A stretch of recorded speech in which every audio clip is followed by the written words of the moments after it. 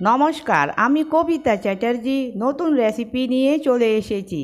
এই রান্নাটা আলু আর 2টি ডিম দিয়ে তৈরি হবে। রোজকার রান্নার মশলা দিয়ে যে এত ভালো একটা রেসিপি তৈরি হয়ে যায়, না দেখলে বিশ্বাস করবেন না।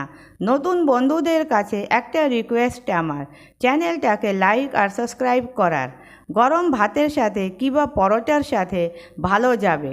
রাত্রের ডিনারের জন্যে খুব ভালো একটা রেসিপি, অনেক অল্প সময়ে তৈরি হয়ে যায়।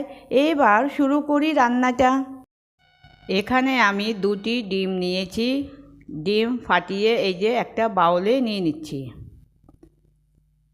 এই যে 2টি ডিম নেওয়া হয়ে গেছে।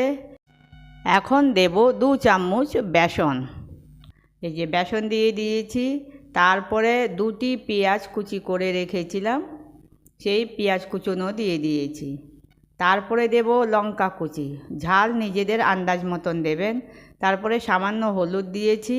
হলুদ দেওয়ার পরে কাশ্মীরি লাল লঙ্কার গুঁড়ো দিয়েছি একটু, আর ধনে পাতা দিয়ে দিচ্ছি। ধনে পাতা দেওয়ার পরে এটাকে ভালো করে মিক্স করে নেব।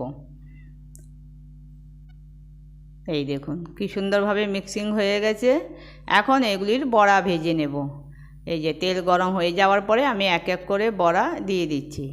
বড়াগুলিকে 2টো ব্যাচে ভাজতে হবে, একবারে দেওয়া যাবে না সবগুলি। এই যে দিয়ে দিয়েছি ফার্স্ট ব্যাচ। তারপরে কিছুক্ষণ পরে, প্রায় 1 মিনিট পরে, একটা চামচ নিয়ে এগুলিকে আলাদা আলাদা করে দিচ্ছি। নাহলে একটা বড়া আরেকটা বড়ার গায়ের সাথে লেগে যাবে, পরে আলাদা করা মুশকিল হয়ে যায়।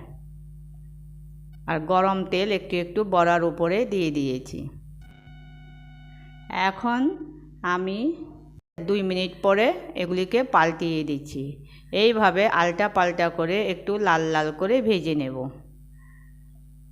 এই দেখুন কি সুন্দর ভাজা হচ্ছে। ফ্লেমটাকে মিডিয়াম রাখবো, হাই করব না, কেন কি হাই করলে ভেতরটা কাঁচা থাকবে আর উপরে লাল লাল হয়ে যাবে। এই যে আমার ভাজা হয়ে গেছে খুব সুন্দর, আর এখনে তুলে নিচ্ছি। এই যে সবগুলি আমার তোলা হয়ে গেছে বড়া। এইবার আবার সেকেন্ড ব্যাচ দিয়ে দিচ্ছি।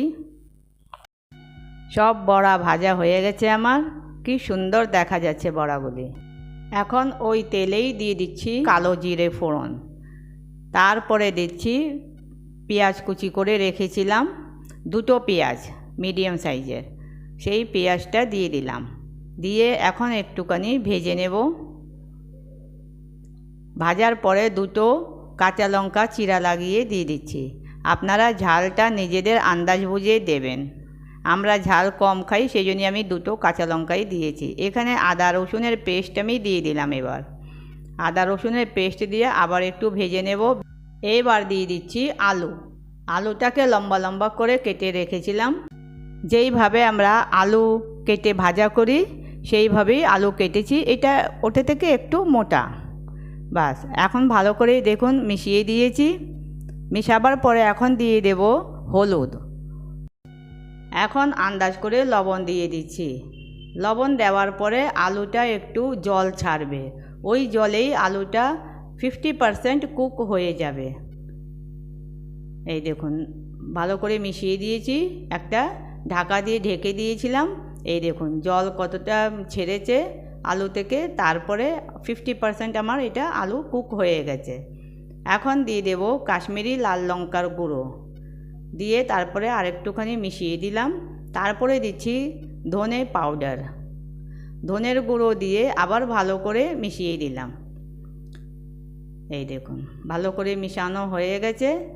তারপরে এবার দিয়ে দেব গরম জল।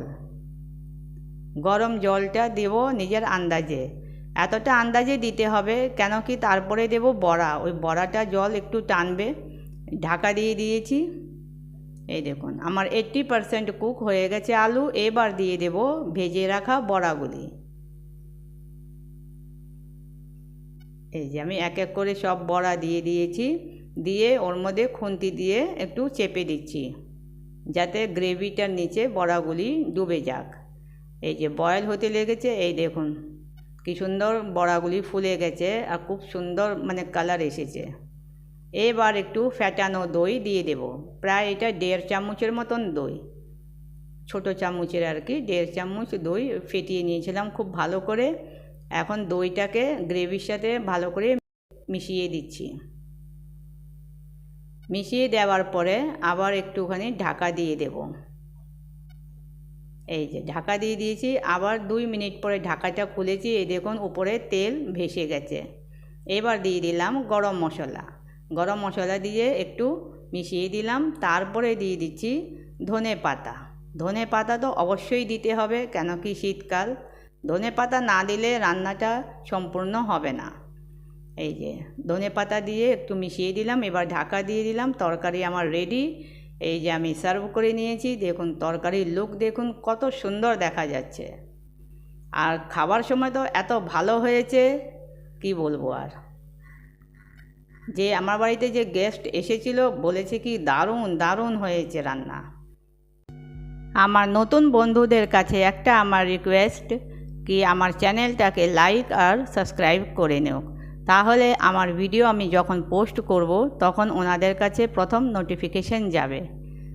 ওকে, তো এটা একটা অনুরোধ রইল। এই দেখুন তরকারিটা কি ভালো দেখা যাচ্ছে। আর এই রেসিপিটা যদি আপনাদেরকে খুব পছন্দ আসে তাহলে একটা লাইক, শেয়ার আর সাবস্ক্রাইব করার অনুরোধ রইল। আমি আবার আসছি। Bye bye.